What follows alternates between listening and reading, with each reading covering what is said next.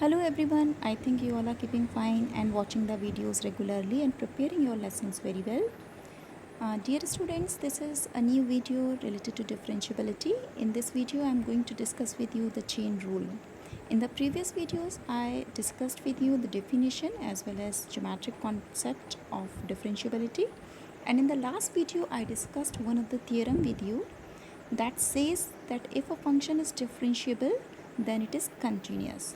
But the converse of the theorem need not be true.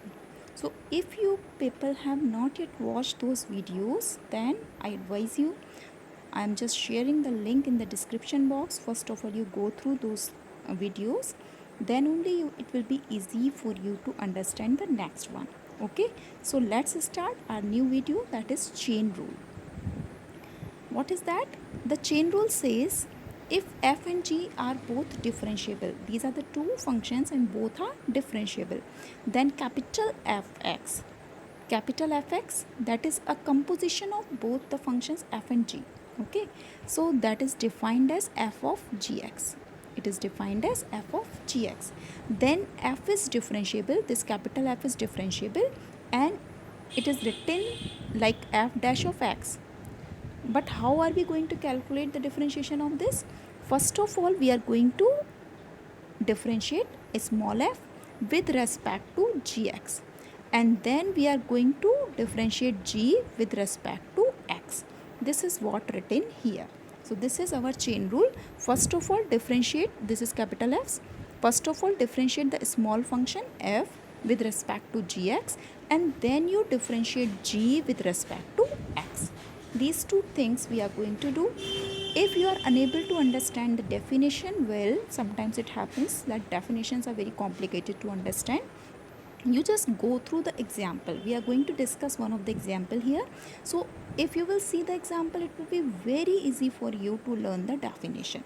So what are we going to do? If you are unable to understand the definition, don't worry, we will discuss the example first, and then again we will come back to the definition. So if you can learn the examples, if you can understand the examples, it will be very easy for you to rewrite the definition in your own words. So don't worry if you are not getting the definition in one time. So let's discuss example, but before that I would like to discuss with you the Leibniz notation of that. We are going to use this approach. What is Leibniz notation?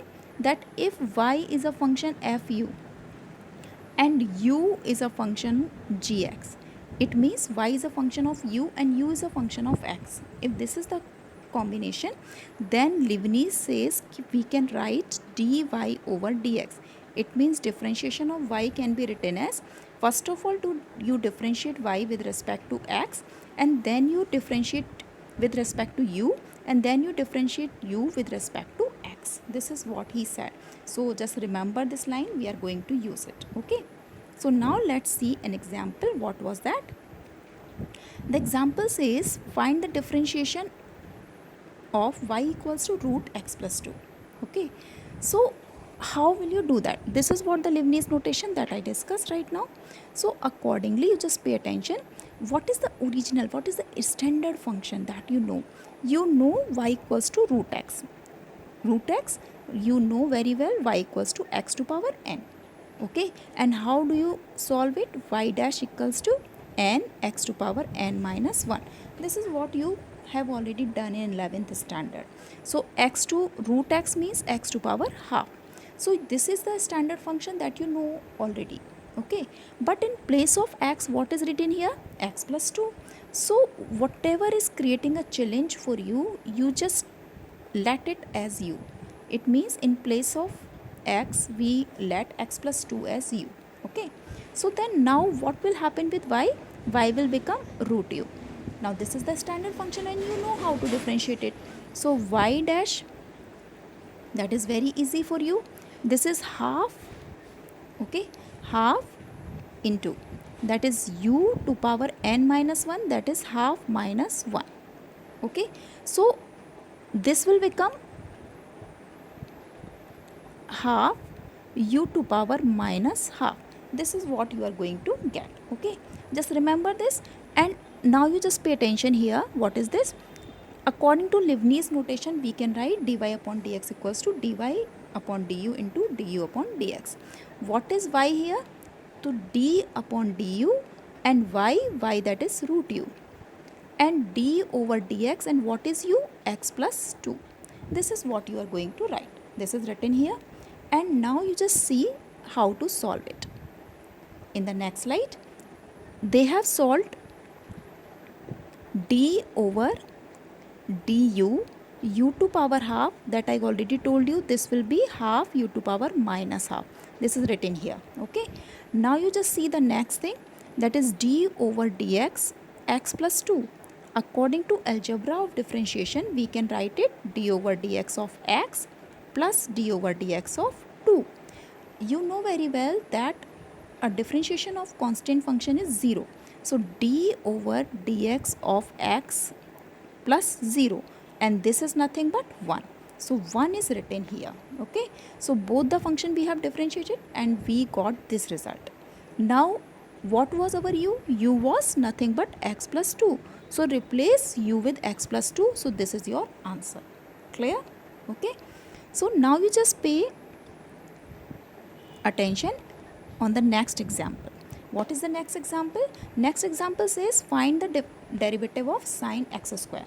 Now before I say anything, you just imagine yourself. How can you solve it? What is the standard function that you have studied in 11th standard? Sine x. Okay, that you are familiar with. Now what is challenging? What is extra in it? What is creating problem for you? That is x square. So what is our method? Whatever is creating problem, you just let it x square. Okay, so now u equals to x square. So what will be your y? Y, that was sine x square. So in place of x square, what are you going to write? U. So this will become sine u. Okay, now we are again going to use the Leibniz notation. Dy upon dx equals to dy upon du into du upon dx. So in place of y, we will write sine u, or in place of u, we will write x square. This is what we will got. Now sine u, differentiation of sine u will be cos u, and x square differentiation will be 2x. So u, and what was our u? X square. So replace it. So this is your answer. This is very easy. So you just remember, whatever is creating problem for you to solve, you just let it u, and after that you start solving and use the Leibniz notation to solve. This is not only one of the method, there is another approach also. So just see the another approach. What is that? This approach says that if you want to solve the function dy upon dx, you want to calculate. So first of all, you replace y with the function. This is how we can write. Now just treat this function as standard one. What is the standard? Sine x. So in place of sine x, what will you write? Cos x. But in place of x, what is there? X square. So you just write cos x square. Just forget about what will happen with x square or something. You just write cos x square. Okay. Now what was that was creating problem? That was nothing but x square. Okay, that we have written forcibly, x square. So we are again going to redifferentiate this x square. So d upon dx of x square. So the result is there in front of you.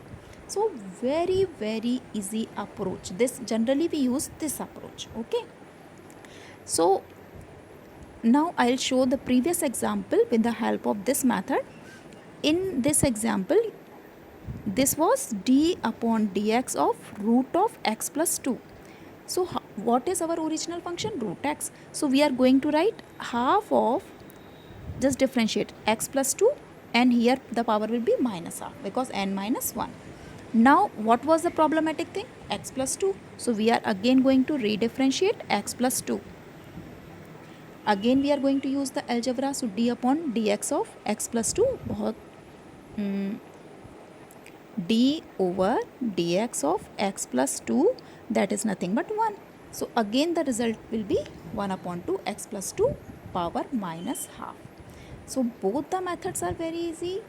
In whichever you feel convenient, you can opt that method. Generally I am telling you that we opt the second one. Okay, so now if you see the definition, it is very easy for you.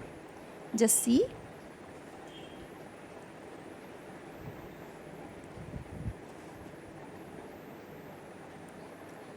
Leibniz notation that I used. And now the definition.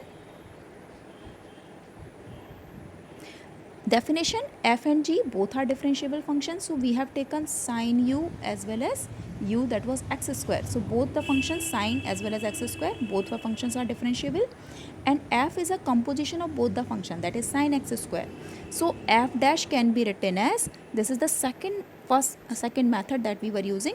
First of all, you differentiate sin x with sin x square with respect to x square, so that will be nothing but cos x square, and then you differentiate x square with respect to x, that will become 2x. So your answer will be cos x square into 2x. Okay, so this is what the definition. So if you first learn the example, you try to understand the example, then it will be very easy for you to understand the definition. Okay, so again I request you, all of you, keep the copy as well as pencil with you and keep writing, keep doing. And this is not the only question that I would like to discuss with you. I'll discuss some more question in the next video, and I request all of you to just do more and more question to learn it. Okay, till then keep fine, and thank you so very much.